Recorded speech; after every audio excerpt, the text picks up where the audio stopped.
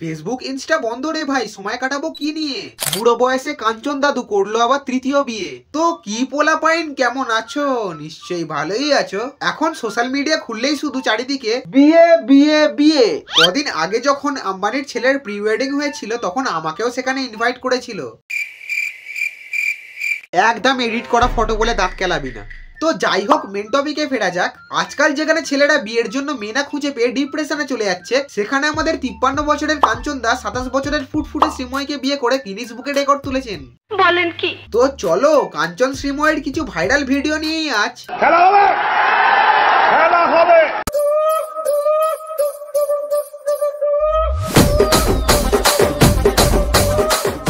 আমি প্রেম ছাড়া কোনো গান গাই না। কি ছাড়া? প্রেম। আমার জীবনে প্রেমের অভাব। তোমার জীবনে যে কতটা প্রেমের অভাব সেটা তোমার বিয়ে দেখেই বুঝে গেছি। না হলে এই বয়সে কেউ বুড়ো কাঞ্চনদাকে বিয়ে করে? কি জানি, বুড়োদের লঙ্কা হয়তো বেশি মোটা হয়।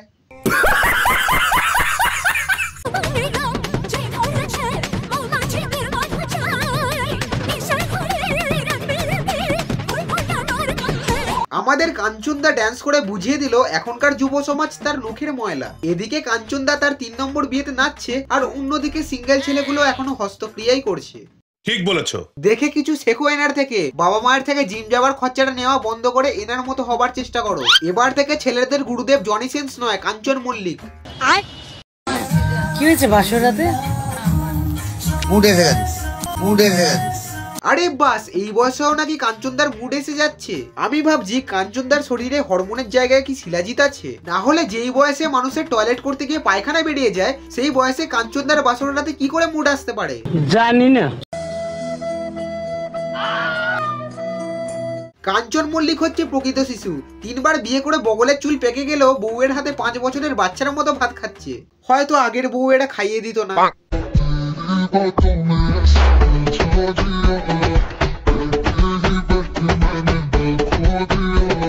তোমরা সত্যি করে বলো তো, তোমরা কি প্রথমে কাঞ্চনদাকে দেখতে পেয়েছিলে? পাবে কি করে? আলুর দমের মাঝখানে যদি একটা খ্যাংড়া কাঠি থাকে, খ্যাংড়া কাঠি কি চোখে পড়ে?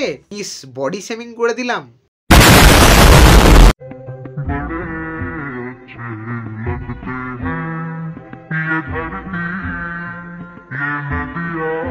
অনেকে আগে বলতে না, কাঞ্চনদা তো রোগা, ওকে কি কখনো নায়ক হিসেবে মানাবে? তবে বাস্তব জীবনে কিন্তু কাঞ্চনদাই হলো আসল নায়ক। তাহলে 3খানা বিয়ে করার জন্য বুকে পাটা লাগে।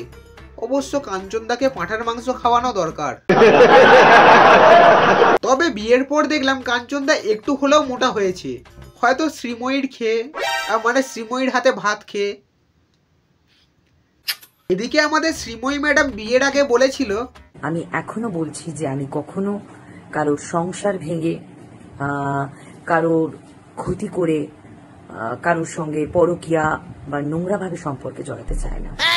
কারণ আমার এরকম ফ্রাস্ট্রেশন বা আমার এরকম দিন আসেনি যে আমি একটা বিবাহিত পুরুষের সঙ্গে সম্পর্ক করব। তারপর এই যে শোনো শোনো, আমাকে কেমন লাগছে বহু রূপে সিঁদুর পরিয়ে? নাক অব্দি পড়েছে।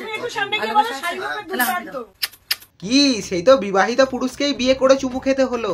আমাদের কাঞ্চনদা হলো আম্বানির থেকেও বেশি পাওয়ারফুল। যে একবার বলে দেয় যে কাঞ্চনদাকে বিয়ে করবে না, কাঞ্চনদা তাকে বিয়ে করেই নিজের অকাতটা দেখিয়ে দেয়। কথা কি ক্লিয়ার না ভেজাল আছে?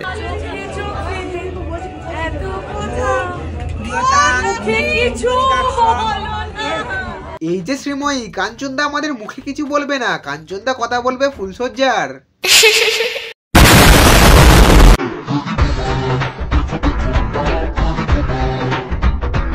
হ্যাঁ, সবাই শ্রীময়ীর রূপ দেখে পাগল হয়ে যায়।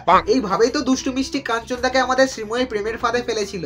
বলো কি, তুমি সত্যি বলছো? বুড়ো ভাত খাইয়েছে আমার ব্যাচেলার ফ্রেন্ডসরা, আমাদের ফ্রেন্ডসরা। আই বুড়ো ভাত, এটা কি একটু বেশি হয়ে গেল না? যে মানুষটা 53 বছর বয়সে 3খানা বিয়ে করে ফেললো, সে কি করে আই বুড়ো থাকতে পারে?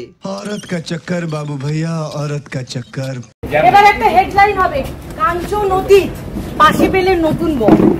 না হবার কিছুই নেই। শ্রাবন্তী যেভাবে বাংলায় 3-4টে বিয়ে করার ট্রেন্ড এনেছে, সেখানে কাঞ্চন 3খানা বিয়ে করলে শ্রীময়ী কেন পিছিয়ে থাকবে? আমাদের বাচ্চা হয়ে গেছে। বলো কি, এই তো কদিন আগেই বিয়ে হলো, এত তাড়াতাড়ি বাচ্চা কিভাবে হয়? তার মানে কি অতীতের পরকীয়াটা পুরোটাই সত্যি?